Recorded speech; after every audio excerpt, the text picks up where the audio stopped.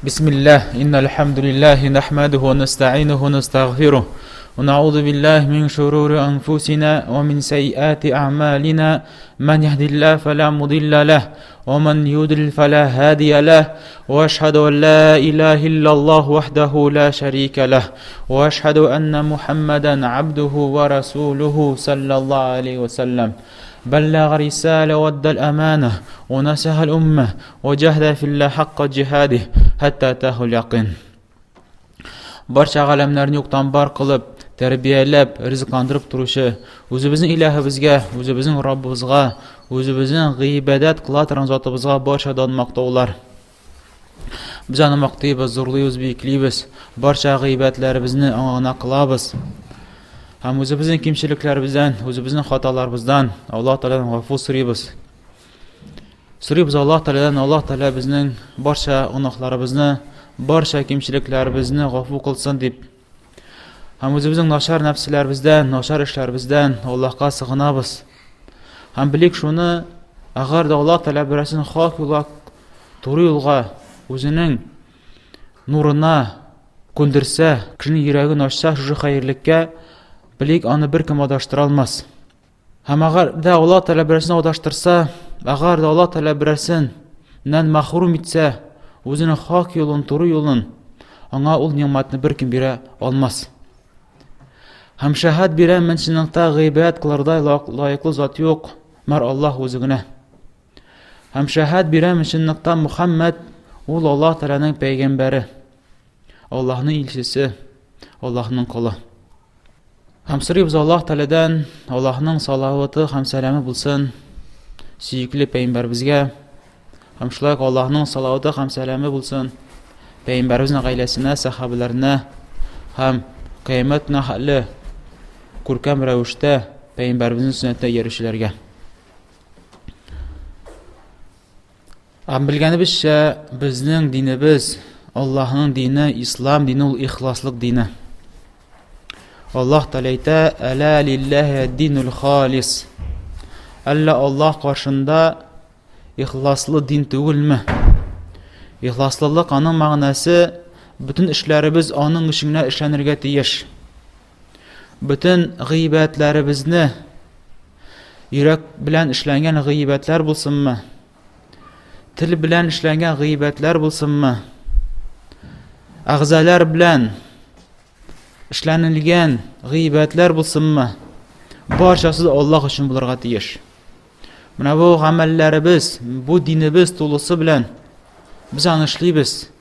Faqat Alloh uchungina, Alloh rizoligi uchungina. Mana bu endi ixloslik dini. Sen ishlamaysan bularni, faqat Alloh uchun ishlaysan. Xolis, ya'ni shista ittirib. Bu g'ibatlarin shista faqat Alloh uchun ishlaysan. Biz iqtiqod qilamiz, ishonamiz, amallarimizga, g'ibatlarimizga bir zot loyiqli tug'ilmar Alloh o'zingga. Alloh taolo 2-oyatida ayta: "Va ma umiru illa liya'budulloha mukhlisina lahud-din hunafa va yuqimus-salata va yutuz-zakata va zalika dinul qayyimah." Ham biz kishilarga amr etdik. Ya'ni kishilarga zo'r ishda amr etilmadi. Magar amr etildi Allohning o'zingga g'ibat qilarga, anga tengdoshliklar keltirmasga, shirkdan, kufrlikdan ort bilan burilib, yuzlar bilan Allohga burilu amr etildi. Ham namozlarni turg'izirga, ham zakatlarni to'larga. Mana bu endi haqiqiy din. Mana bu endi durust din. Mana bu endi Alloh qarshısında qabul etilgan din. Ham bunday kabi oyatlarni o'qisak, ular bek ko'p hisob. Bizning dinimiz ixloslik dini. Shunday bütün amallarimiz Alloh uchun bo'larga tegish. Ammo agarda bizning amallarimiz Alloh uchun bo'lmasa, aning natijasi bek ayonish bo'la. Ham bek ko'p bala qozlarga tusha turgan bo'la. Ham Alloh taolo buni da oyatlarida bek ko'p o'rinlarda bizga xabar beradi. Ko'pmi bala qozlarga, ko'pmi halokatga kishi erisha, agar uning amali Alloh rizoligi uchun bo'lmasa. Ham bir ko'p misollar keltiradi. Ham biz bir misolni esga tushiraylik. Һәм шу мисалны әгәр дә без төптән аңласак, без аны башка изгәмәлләргә дә чагыштыра алабыз. Башка изгәмәлләргә чагыштырып, син аңлый аласың, безнең изгелекләребез белән нәрсә булачак. Һәм бу мисал садака хакында булачак. Аллаһ юлында инфак кылу хакында булачак. Һәм әгәр дә без Аллаһның аятларына карасак, без күрербез. Садака бирүчеләр Аллаһ каршында Коръәндә искә төшерелә 3 төрле мисал белән. 3 төрле мисал белән искә төшерелә.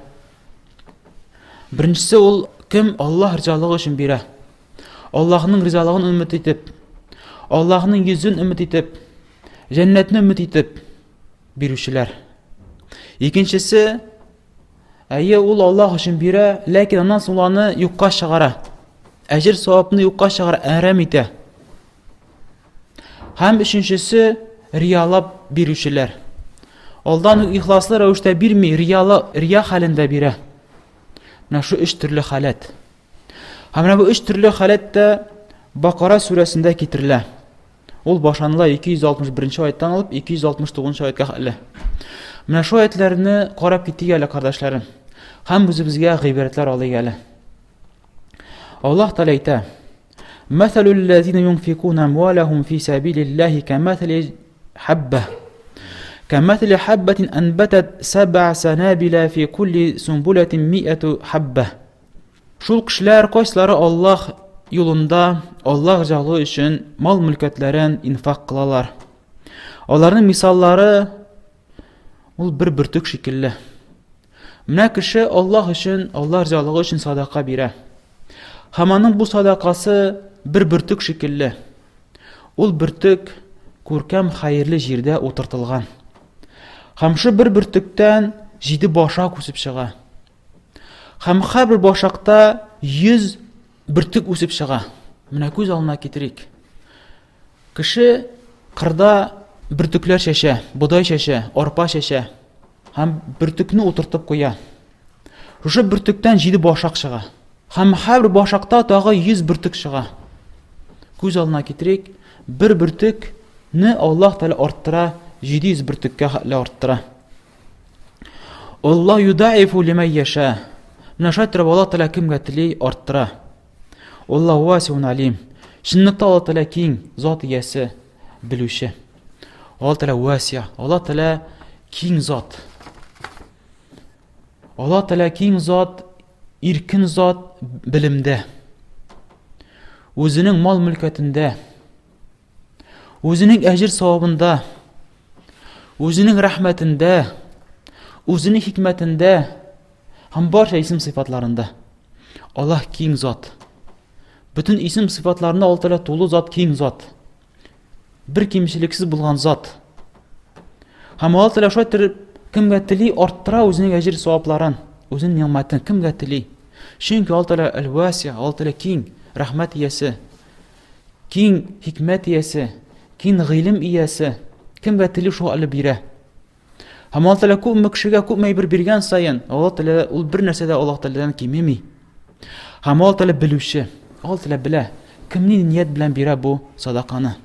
Аллаһ Тәгалә белә, кем күпме хәтле бирә садаканы, һәр башасында белә. Нинди ният белән бирә һәм күпме хәтле бирә ул аны, барчасын Аллаһ Тәгалә белүче. Һәм менә бу аятны куәтләп Пәйгамбәрбез саллаллаһу алейһи ва саллям хадисе дә килә. Пәйгамбәрбез саллаллаһу алейһи ва саллям әйтә: "Адәм баласының һәр эшләгән эше арта. Аның әҗир савабына, бер әҗир савабына бирелә 10 әҗир савап. Хәтта 700-гә хәтле арттырыла." Менә адәм баласы кеше бер гамәл кыла. Ул гамәлен Аллаһ Тәгалә арттыра, уннан алып 700-гә хәтле. Бу Аллаһның рәхмәте түгелме? Әллә Аллаһ Тәгалә васия түгелме? Аллаһ Тәгалә киң иясе түгелме? Әллә Аллаһ Тәгалә үзенең рәхмәте белән, фазиләте белән киң иясе түгелме? Син бер әҗир савабы җисең, Аллаһ Тәгалә бер әҗир савабыңа уннан алып 700-гә хәтле арттыра. Әлбәттә, ул аны арттыра синең ихласлыгыңа карап һәм синең төгәл эшләвеңә карап. Ничек син төгәл эшлисең ул изгелекне? Пәйгамбәребезнең сөннәтенә, Пәйгамбәребезнең юлына туры киләме? Һәм синең әлбәттә ихласлыгыңа карала бу эшең. Һәм Пәйгамбәрбез саллаллаһу алейһи ва сәллям дәвам итә, "Кала Аллаһу Тәала һәм Аллаһ Тәала әйтә, илля саум." Мар ураза алай түгел. Һәр гамәл уннан алып 700 хәтле арттырала. Аллаһ Тәала арттыра. Кемгә тели шуны арттыра? Мар уразага. Уразага аерым караш. Ни өчен? Аллаһ Тәала сәбәбен әйтә. Фәиннәһу ли, ул ураза минем өчен эшләнелде. Һәм минем өчен эшләнелгәч, мин аңа үзем бирәм аңа җир савапны. Вана уджила, мин аңа үзем бирәм ул җир савапны. Яда шахвата ва таамаху мин аҗли. Чөнки үзенең шахватын һәм үзенең ризыгын ул калдырды минем өчен, минем ризалыгым өчен. Бу хадисне Абу Хурайра радиалlahu анху тапшыра. Һәм Шейх Албани рахмаллаһу сахих тәргиб сүннәт җыентыгында ул аны сахих дип әйтә ул хадисне. Һәм бу хадис шулай башка сүннәт җыентыкларында китерелә. Бухари, Муслимдә, Тирмиздә һәм башка бик күп сүннәт җыентыкларында китерелә. Мөһим, бу хадистан без күрәбез, Аллаһ Тәала уразаны аерып чыгара. Ни өчен аерып чыгара? Чөнки ураза тотучының уразасы кешегә күренми. Ул шул хәле яшерен, ул шул хәле ихластан эшләнелә, хәтта ул уразага бәя юк. Ул уразага аның гамәленә бәя бир юк. Аңа әҗир савап та язылмый. Аңа языла, бу кеше ураза тотты. Һәм кыямәт көндә Аллаһ Тәала аңа үзе әҗир савап бирәчәк. Хәтта сәләфләрдән килә. Менә шушындый яшерен булган изе гамәлне дә алар аны тагы да яшерергә тырыштылар. Хәтта гаиләләреннән дә яшерергә тырыштылар. Белгәнебезчә, әйе, ураза ул яшерен гамәл. Урамга чыккач, синең уразаңны беркем күрми. Белми синең ураза тотасың, ураза тотмыйсыңмы? Иң кимендә белүчеләр алар үй хәлләре. Чөнки кашан син сәхәргә торасың, инде үй хәлең белә. Сине ризыкка чакырганда, син инде әйтәсең, мин уразада, мин ашамыйм, синең үй хәлең белә. Һәм син ифтар кылганыңны үй хәлең белә. Ләкин сәләфләребез шул хәле яшергәннәр үзләренең изе гамәлләрен шул хәле ихласлы рәвештә эшләргә тырыштылар, хәтта үй хәлләреннән дә яшергәннәр. Алар эшкә чыгып киткәндә иртән үк чыгып киткәннәр. Һәм аның әһле, хатыны төенчек белән ризык кыстырып җибәргән. Ул төенчекне алган, һәм аны гаиләсе уйлаган, бу ашар, эчәр, ләкин бу кеше юлда барганда бер хәерче, бер мискенгә биргән бу ризыкны. Чөнки ул үзе уразада булган. Хәтта гаиләсенә дә әйтмәгән. Һәм кояш баткач инде кайткан үзенең әһленә, ана син тагы ризыкланган. Менә шулай итеп сәләфләр ураза тотканнар, хәтта аның гаиләсе дә белмәгән аның ураза тотканын да. Күрәсезме? Күрәсез безнең сәләфләребезне. Ничек алар ихласлы булырга тырышканнар. Ничек алар Аллаһның динен ихласлы рәвештә тотырга тырышканнар. Менә без жаңа укыдык Бакара сүрәсенең 261 аятында. Шул кешеләр кайсы Аллаһ ризалыгы өчен Аллаһ юлында садака бирәләр, Аллаһ юлында мал-мөлкәтләрен кулланалар. Һәм Аллаһ Тәала аларның бер гамәлен тагы 700 мәртәбә арттыра. Ничек? Аның мисалы бер бөртек шикелле, ул бөртектән 7 башакча һәм 7 башакта 100 бөртек. Аллаһ Тәала дәвам итә, 262 аятка күчәбез. Аллазина юнфикуна амвалахум фи сабилиллаһи thumma la yutbi'una ma anfaqu manna wala adha. Һәм шулар кайсылар Аллаһ юлында инфак кылалар, мал-мөлкәтләрен Аллаһ юлында куллангач, мәнне дә кылмыйлар һәм әзә дә кылмыйлар. Садакалар биргәч, мал-мөлкәтләрен әрәм итмиләр, юкка чыгармыйлар. Әҗир савабын эшләгәч, хасил иткәч, кулларында тоткач, әҗир савапны аны юкка чыгармыйлар. Мәнне кылмыйлар һәм әзә кылмыйлар. Мәннәнең мәгънәсе садака биргән кешегә йөрәк белән дә, тел белән дә мәнне кылмыйлар. Садака биргән кешегә изгелеген шутламый. Йөрәге белән дә шутламый. Менә мин фалан кешегә фалан хәтле бирдем, менә мин күпме бирдем, мин өстенрәк аннан, мин бирүче, мин зуррак, мин шундый, гыҗипләнми. Һәм теле белән дә аңа килеп әйтми, мин бит сиңа бирдем бит, мин бит сиңа күпме әйберләрне бирдем, мин бит сиңа шулай эшләдем, мин бит сиңа шулай эшләдем. Һәм тагы өстәп аңа капма каршысын таләп итә. Мәнне кылучы шундый. Ул таләп итә. Менә мисә булыштым бит, әйдә сиңа килеп булыш. Менә әйдәле син дә миңа ярдәм бир әле, мин бит сиңа ярдәм бирдем. Мин бит сиңа садака бирдем, син ник миңа садака бирмисең? Ник син миңа рәхмәт этмисең? Менә шундый кебек сүзләр. Әҙә ансы инде җафалау, интектерү. Мәнне кылмыйлар һәм әҙә кылмыйлар. Әҙә кылу интектерү. Телең белән дә һәм эшең белән дә, фигылең белән дә интектерү аны. Яни телләрең белән аңа искә төшерү син биргән ниғмәтләрне, син булышкан ярдәмнәреңне аңа искә төшерәсең. Һәм шундый сүзләрне әйтәсең. Күпме сиңа инде ярдәм итәргә була инде. Күпме сиңа инде бирергә була инде. Һәм аңа охшамаган сүзләрне аңа искә төшерү, аны мыскыллау. Бирәк тә кешеләр алдында аны түбәнчелеккә төшерү. Менә бу инде телең белән дә һәм әгъзаларың белән аны интектерү. Менә ихласлы рәвештә бирүчеләр, садаканы бирүчеләр әлбәттә мондый эш белән алар шөгыльләнмиләр. Алар саклап калалар үзләренең садакаларын.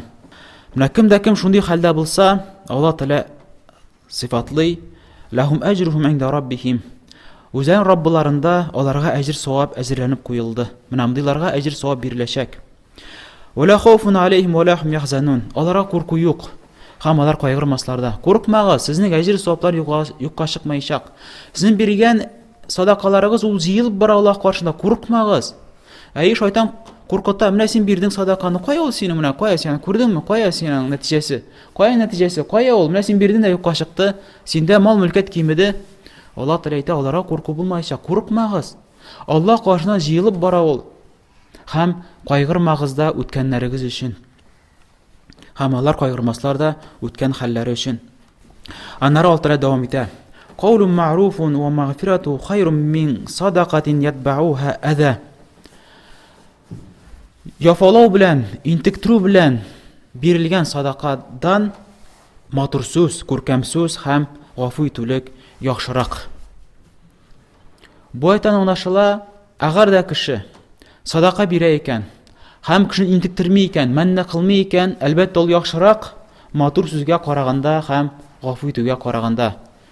Яхшы сүз инде кешеләрне шатландыра торган, кешеләргә өмет кертә торган яхшы сүз әйтү. Ул инде әҗр-саваплардан.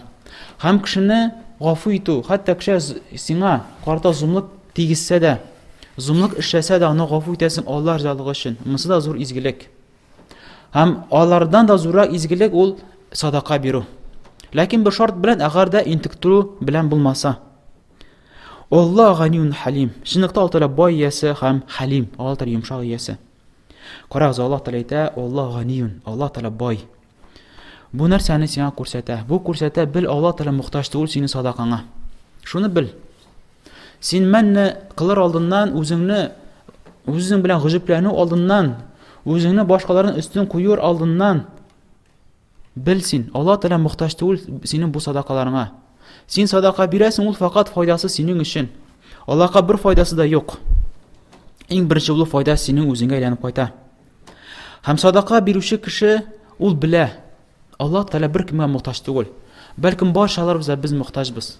Һәм мин үзем иң беренче чиратта Аллаһка мохтаҗмын. Һәм менә шушы мал-мөлкәткә мин ирешкәнме икән мин?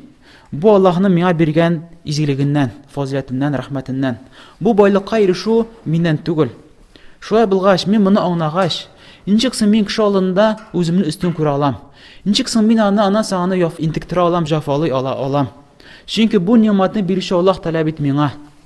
Ул Аллаһ Тәгалә бирүче, үземлектән түгел. Һәм менә әлбәттә бу зур зулымлык. Аллаһ Тәгалә сиңа ниндидер бер ниъмәтне бирә, һәм шул ниъмәт сәбәпле син кешеләрне интектерсәң, җафаласаң, бу нинди зур зулымлык, гаделсезлек. Гаделсезлек белән кеше өстеннән üstün булу. Һәм ни күп таралды бу зулымлык җир өстендә. Әгәр Аллаһ Тәгалә берсенә шундый бер дәрәҗә биргән икән, өстенлек биргән икән, кешеләрдән нинди бер өстенлек биргән икән, без күрәбез, һәр кешеләр шушы өстенлекне, шу дәрәҗәне кулланып кешеләрне мыскыллыйлар, зулымлык китерәләр. Аллаһ Тәгалә сиңа мал-мөлкәт бирде. Һәм син аны үзеңнең файдаңа дип садака бирәсең. Һәм шуның өстенә анасы син кешедән көлеп бирисеңме? Мәнне һәм әзә кылып бирисеңме? Әлбәттә бу зур гынаһлардан. Һәм менә кеше садака бирүче ул белә. Бу ниъмәткә ирешүем, мин шушы ниъмәт белән Аллаһка якынаямын, гыйбадәт кыламын. Ничек син шушы гыйбат кылганнан соң, шушы гыйбатны юкка чыгарасың, мәнне кылып, әза кылып. Һәм Аллаһ Тәала Халим, Аллаһ Тәала йомшак зат иясе. Аллаһ Тәала мәнне кылучыларны шул вакытта газапламый. Гынах кылучыларны шул вакытта газапламый. Аллаһ Тәала Халим, йомшак. Аллаһ Тәала рәхмәт иясе, фазилат иясе. Аллаһ Тәала аларга вакыт бирә, мөмкинчелек бирә. Аллаһ Тәала үзенең аятларын аларга җиткерә. Бәлкем алар кире кайтарырлар, бәлкем алар аңларлар үзләренең хаталарын. Әмма агар да вакыттан, күпмедер вакыттан соң, аларга Аллаһның аятлары укылганнан соң, алар үкенмәсәләр, кире кайтмасалар шушы начарлыклардан, инде Аллаһ Тәала аларны үзләре уйламаган җирдән газаплаячак. Аллаһ Тәала нар дәвам итә. Я юхаллазина аману ла тубтилу садақатикум билманни валаза. Иман китерүче бәндәләр, үзләрегезнең садакаларыгызны юкка чыгармагыз мәнне һәм әза белән. Бу әйтән аңлашыла. Кемдә кем садака биреп тә, анасы мәнне һәм әза кыла икән, аның садакасы юкка чыга. Аның садакасы изи гамәленнән сызылып атылына. Һәм бу әлбәттә җәннәт әһелләренең сыйфатларыннан түгел. Аллаһ Тәала җәннәт әһелләрен матур сыйфатлар белән сыйфатлый. Аллаһ Тәала әйтә: "Ва ta'amunu at-ta'ama la hubbihi miskina wa yatima wa asira." Җәннәткә керүчеләр алар шундый булдылар җир өстендә. Алар мал-мөлкәтне яратып та, алар мал-мөлкәтне телиләр үзләренә. Ләкин шуңа карамастан алар мискиннәрне, ятимнәрне, асирләрне ашаталар, эшертәләр. Һәм әйтәләр: "Иннама нут'имукум ливаҗһиллаһ, ла нуриду минкум җазаа ва ла шукура." Шундый без сезне Аллаһ җәзасын ашатабыз. Һәм без сездән теләмибез бер нинди әҗр савапта. Взамен бер сездән теләмибез. Һәм хәтта сезнең рәхмәтегезне без теләмибез. Хәтта синең әйткән рәхмәтең дә миңа кирәк түгел. Чөнки синең рәхмәтең өчен мин моны изгелекне эшләмим. Мин моны эшлим Аллаһ ризалыгы өчен генә. Аллаһ Тәала әйтә: "Каллади юнфику малаху рия'a ан-наси ва ла ю'мину биллаһи вал йawmil ахир, фаматhalуhu камаthali Сафван." Без һаман Аллаһның аятларын дәвам итәбез укуын. Әмма кемдә кем садакасын бирә икән, мал-мөлкәтен бирә икән, кешеләргә күрсәтү йөзеннән. Менә хәзер без кирип киттек 3нче төренә. Алар инде биргәндә алдан ук риялык белән бирделәр. Кеше күрсеннәр дип өчен бирделәр. Аллаһ җәзасын бирмәделәр. Һәм аларның сыйфатлары, алар Аллаһка иман китермиләр һәм кыямәт көненә иман китермиләр.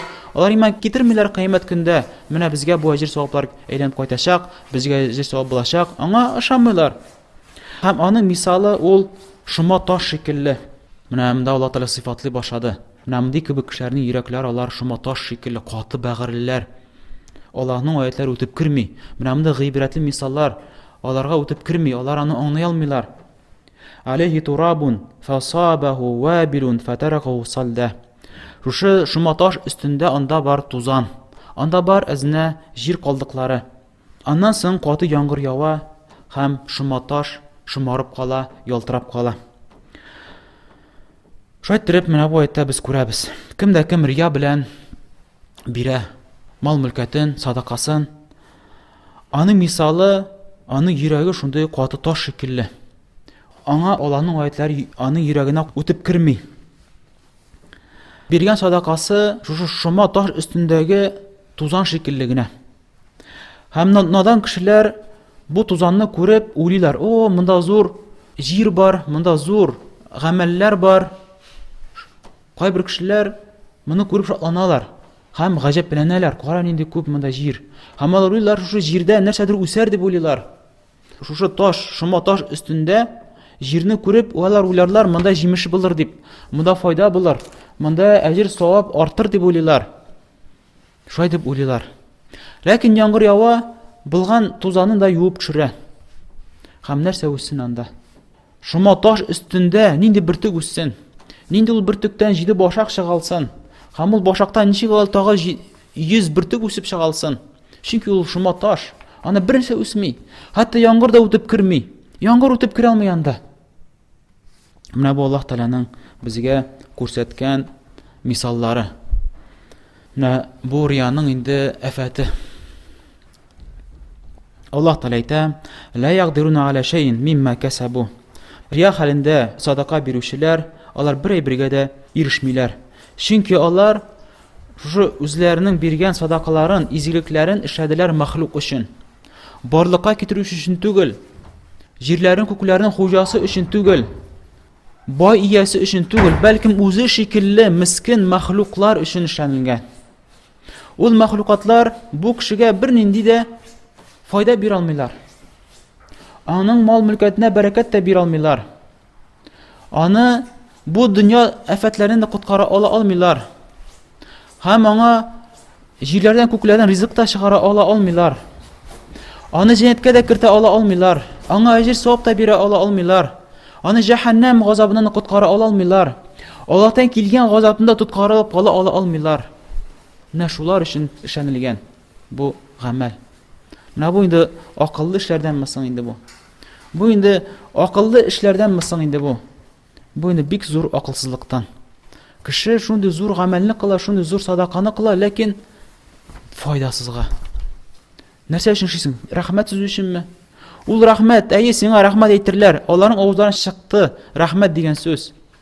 Яки алар сине мактадылар. О, кара нинди зур әйбер эшләгән, кара, синең хакта да язганнардыр. Гәзиттә язганнар, журналда язганнар, сине мактаганнар. Шуннан бетте.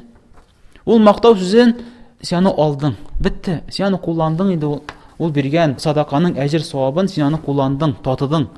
Әйе, син шатланып алдың ул шатлануга. Ул рәхмәткә. Бетте. Шуның белән бетте, шуның белән. Һәм күп хәйрлекләрдән мәхрүм кала торган була. Ягъни бер нәрсәгә дә ирешми. Ла ягдурна ала шәй, бер-бергә ирешмиләр. Үзләре күпме кәсеп кыллар, күпме эшләделәр, ләкин ахыр чиктә бер-бергә ирешмиләр. Аллаһу ла ядил кавмал кафирин. Һәм кафир кавымны Аллаһ Тәала туры юлда алып бармый. Менә бу да бик мөһим.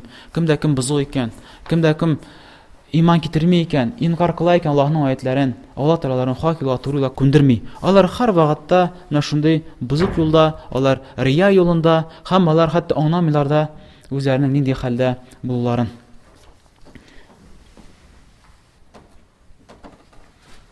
Алхамдулиллаһи раббил аламин, ва ла акибату лил муттақин, ва ла удвана илля аля залимин. Ва саллаллаху аля набийина Мухаммад ва аля алихи ва сахбихи аҗмаин. Ул тәлә дәвам итә. Бакара сүрәсе дәге булган аятны дәвам итәбез. 266 аятына керәбез. Ва масалул лазина юнфикуна амвалахум битига мардатиллаһи ва тәthбитан мин анфусихим. Шулар кайсылары Аллаһ юлында, Аллаһның ризалыгын алам дип үзләренең мал-мөлкәтләрен сарыф кылалар. Алар аны эшлиләр үзләренең киң күңелләреннән. Тәthбитан мин анфусихим. Күрәсезме? Үзләренең йөрәкләреннән риза булган хәлдә, шатланган хәлдә мал-мөлкәтләрен башкаларга өлеш чыгаралар. Менә без күрәбез, Аллаһ Тәала ике шартны куя. Ул инде Аллаһ ризалыгын эшләү, Аллаһ ризалыгын алу. Һәм икенчесе чиста күңел белән бирү. Ашланып та түгел, тар күңеллек белән дә түгел, шикләнеп тә түгел, киң күңеллек белән шатланып, Аллаһның әҗер савабына өметләнгән хәлдә. Һәм Аллаһ Тәала аларга да мисал бирә. Кәмәсәли җәннәтин бирабуа. Һәм аларның мисалы ул бакча шикелле. Рабуа инде ул күтәртелгән бакча шикелле. Яни бу бакча шулай салынган, ул күтәрелеп тора. Кояш чыга икән көн чыгыштан, кояшның нуры төшә шушы бакчага. Кояш күтәрелә икән иң үске ноктага, кояш һаман да балкып тора, һаман да яктыртып тора бу бакчаны. Һәм кояш бата икән, һаман да яктыртып тора. Менә нинди уңайлы, нинди күркәм рәвештә урнашкан бу бакча. Асабах вабилун. Һәм шундый бакчага, уңдырышлы бакчага анда яңгырлар, бик күп яңгырлар ирешә. Фатат укула хади файни. Һәм аның ризыгы менә бу бакчада булган җиләк-җимешләр икләтә, күп җиләк-җимешләр бирә. Файлам юсибха вабилун фатал. Ярар хәтта шу хәле күп яңгыр ирешмәсә дә, ләкин барыбер әз булса да анда яңгыр сыкрап тора. Әз булса да яңгыр явып тора. Менә бу аятьләрдә без күрәбез, Аллаһ Тәала сыйфатлый күрсәтә мал-мөлкәтен күп итеп инфак кылучыларны һәм инде әз инфак кылучыларны. Агар да кеше инде күп итеп инфак кыла икән, күбрәк чыгара икән үзенә мал-мөлкәтне, аның бакчасы да күбрәк матуррак. Аның бакчасы күбрәк җиләк-җимешне бирүчерәк була. Агар да инде мал-мөлкәтен әзрәк сарыф ителсә, бар аннан файда була әлбәттә. Барбер дә бу бакча матур була, ләкин җиләк-җимеше әзрәк була. Wallahu bima ta'maluna basir. Ham sizning ishlagan ishlaringizni Alloh taolo ko'rib tura, bilib tura. Ayawaddu ahadukum an takuna lahu jannatun min nakhilin wa ahnab. Sizning birarigiz tilar edimi, anda shunday bog'cha bo'lgan. Ul bog'cha to'li palma ağaçları ham indi vinograt ağaçları. Tajri min tahtiha al-anharu lahu fiha min kulli thamarati wa sabahu min kulli thamarat. Ham şu bog'cha içinde aralarından yılğalar ağa her bir türlü jilak jimişlerini bire. Mına nindi ağaçlar var. Nindi jilak jimiş bire ağaçlar var. Türlüden türlü jilak jimişlerini bire tırgan şuşunday bog'cha. Mına bu bog'chani tiler yigizmi? Elbette bütün kişiler de bunu tiler. Wasabahul kibar. Ondan so'ng bu bog'cha hocasına qortliq irişe. Misal keltiriladi. Bir ibratli misal. Bu bog'cha hocasına qortliq irişe. Endi qort darajasına borib yetadi. Endi onun qo'lidan kuch ketib bora. Lakin bitul qarag'iz, endi zo'r bog'cha salgan. Yıllar bo'yi ishlab zo'r bog'cha salgan. Shunday zo'r bog'chaga irişe. Olahu zurriyatun duafa. Ham bu qortda bar balalar, lakin ular güçsüzler. Ul balalar şunday güçsüz, ul qortqa yardım ete almıyorlar. Belkim kirisinçe, şu qortning jilkasinde şu balalar. Ul uzun da oşata işirte ham endi balalarını da qort jilkasinde. Çünkü ul balalar güçsüzler. Fasabaha ighsarun. Ham mana şu ömür boyu qaragan o'stirgan bog'chasına, şu qortning bog'chasına güçlü jil davul irişe. Ham bu bog'chani ostun üstga ketire. Fihi narun fahtarakat. Ham onun üstüne utta kelib çıga. Ham bütün bog'chasini yondirib çıgara. Kazalika yubayyinullahu lakumul ayati la'allakum tatafakkarun. Mana qarag'iz, Alloh taolo sizga shulay ettirib oyatlar bera, misollar keltira. Balkim siz o'ylanirsiz. Mana agarda qardoshlarım, mana bu misolga qarasak, bitta qo'rqita turgan, dirildata turgan misol. Qarag'iz bu qortni. Ul g'umur bo'yi tirishib shu bog'chani oyoqqa bostirga, ularni bostirdi, shotlandı ularni. Onun ko'zlari shotlandı. Ham bir kunni bog'chasına chiqqanda, onun bog'chasi yonib bitdi. Kul darajasına borib bitdi. Bir-birsiz qolmay. Ham shu qortliq holda ul bog'chasini keri o'ltirg'iz olurmi? Ul qortqa yordam etirlik, bolalari da yordam eta olmaylar. Mana ko'z oldina keltirigiz bu kishini hali. G'umur bo'yi ishlagan xizmati yo'qqa chiqa, yonib bitdi, kulga aylana. O'zine de qolmadi, bolalarına da qolmadi. Nindi holda bular bu kishi? Ko'z oldina keltirigiz. Mana agarda kishi buni ko'z oldina keltirsa, ul ko'rir, ko'z oldina keltirir bik zo'r afat, bik zo'r bala qazo. G'umur bo'yi ishlab, g'umur bo'yi bu bog'chani oyoqqa bostira, ham kunlardan bir kunni ul bog'cha yo'qqa chiqa. Hamani turg'izirli butan kishi yo'q aning. Endi ul qortaygan, halinden chiqqan. Mana Alloh taolo bunday misolni uchun beradi. Ay kishi ko'p iziliklar ishargan mumkin, ko'p iziliklar ishargan mumkin. Lakin Alloh taolo ul iziliklarni yo'qqa chiqara mumkin. Ham keridan ul izilikni o'ltirg'iza olmas. Chunki uning endi o'lim yaqinlashgan. Chunki o'lim menga kelib jetgan endi. Ham ul o'la turgan kishiga, ul qort kishiga uning bolalari da yordam eta olmaylar. Ajr savoblar bilan bir narsa bilan yordam eta olmaylar. Chunki uning bolalari naq shunday holda, shu qort holida, kuchsiz holda, taqvoli holda tugul, iymon holda tugul, iziliklar ishlovchi holda tugul. O'ylasaydik shimna bu holni. O'ylasaydik shimna bu holni. Kishining gabi shunday kuchsizlik kelashak, anga o'lim kelashak. Narsa senga yordam etashak anasin. Sen o'lgandan so'ng sening izgiliklaring borsin. Senga narsa yordam etarlik narsang borsin. Ancak bu misolda biz ko'ramiz. Qort kishida bog'cha bor. Ul boshda g'ajablandi. Qora kum izgiliklarim, qora kum min narsa ishladim, qora kum min narsa ishladim. Mana ishladim, mana soldim, mana ishladim, mana soldim. G'urlanib berir. Maqtanib berir. Riyalanib ishlagan ishlar nishotir yo'qqa chiqa. Bir-birisi qolmay. Bir-birisi qolmay. Ham ona yordam etirlik yordamchilar da yo'q. Chunki uning bolalari naq shu kishi holida. Allohga iymon keltirmaganlar, riyalanib ishlaydi. Chunki aytilaridan ko'rganlar uning riyalanib ishlovni. Ular aytilaridan ko'rganlar kishi ko'rsin uchun deb ishlav, kishi maqtasin deb ishlav, kishi kayfin ko'rib yashav. Ular aytilaridan endi ko'rib o'sganlar, aytilari holida yo'q. O'zlari da kuchsiz. Allah Teala devam ete. Ya eyyuhellezine amenu enfiku min tayyibati ma kasabtum. Ey iman getirүче бәндәләр, үзегез кәсеп кылган эшләп алган ризыклардан башкаларга да өлеш чыгарыгыз. Умма хрajna lakum minal ardi. Һәм без сезгә җирдән чыгарган ризыклардан башкаларга өлешне чыгарыгыз. Wa tayammamul khabitha minhu tunfikuna wa lastum bi akhidhihi illa an tughmidu fihi. Нашар мал мөлкәтләрегезне котылу йөзеннән садака бирмәгез. Чөнки сез үзегезгә бирсәләр иде ул мал мөлкәтне, сез үзегез дә күзләрегезне йомар идегез. Миңа бирмәсәләр, бу нишлим бу мал мөлкәт белән? Күрәсез, шуңа да мал мөлкәтне садака итеп биргәндә уртанчысын бир. Садака биргәндә хәерлесен, яхшысын бир. Вa'lamu anna Аллаха ганиюн хамид. Һәм белегез, чынлыкта Аллаһ Тәала ул бай һәм мактаулы. Аш-шайтан ю'идукумул фақра ва я'мурукум бил фахша. Ләкин шуны белеге, шайтан сезгә факыйрлекне вәгъдә кыла. Менә шайтан котырта икән, бирмә садака, әзәеп китә, бирмә инфак чыгарма, Аллаһ юлында кулланма, мал мөлкәтең әзәеп китә, Аллаһ юлында тырышма, вакытың юкка чыгарам, әнә мал мөлкәтеңне җый. Мәшәттер шайтан вәгъдә кыла һаманда факыйрлекне. Һәм әмер кыла фахишәлеккә. Аллаһу ю'идукум магфирatan минху ва фадла, валлаһу васиун алим. Әмма Аллаһ Тәала вәгъдә кыла сезгә гафу итүлекне, үзенә булган фазиләтне, рәхмәтлекне, һәм Аллаһ Тәала киң зат иясе белүче. Ю'тил хикмәта ман яшау ва ман ю'тал хикмәта фақад утия хайран каthira ва ма язаккару илля улул албаб.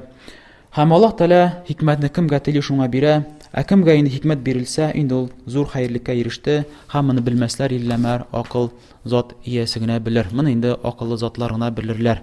Һәмчик пәйгамбәрбез саллаллаһу алейхи ва саллям сахих хадисендә әйтә, акыллы, үз акылында булган, дөрес фикерли белә торган кеше ул шул, кайсысы үзен хисап кыла һәм үзенең үлемнән соң булган тормышка әзерләнә. Менә бу әл-Кейс дип пәйгамбәрбез саллаллаһу алейхи ва саллям үзенең сахих хадисендә әйтә.